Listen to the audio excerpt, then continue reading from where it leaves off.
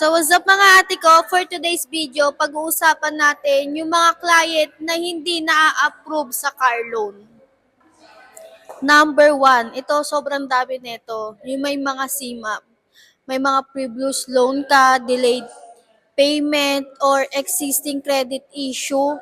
Kung meron kang credit card, home credit, kahit ultimo G-loan, yung nasa GCash, TikTok Pay Later, Shopee Pay, lahat yan makikita ni Bangko.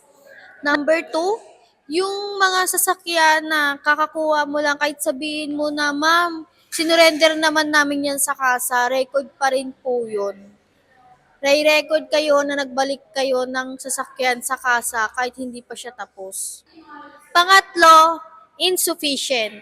Insufficient kasi hindi pasok sa parameter ni bangko yung amortization na kinukuha mo sa monthly income mo.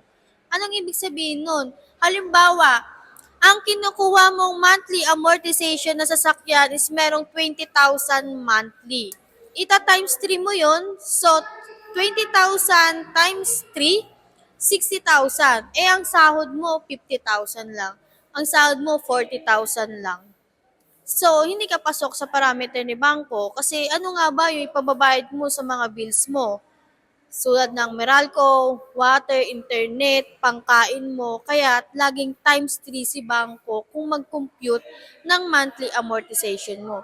Depende lang kung napakaganda talaga ng credit history mo, pwede ka ma-approve pero hindi sa standard na 20%. Ma-approve ka sa 30%, 25%, which is yun yung mas mababang monthly para maabot niya yung parameter ni bangko.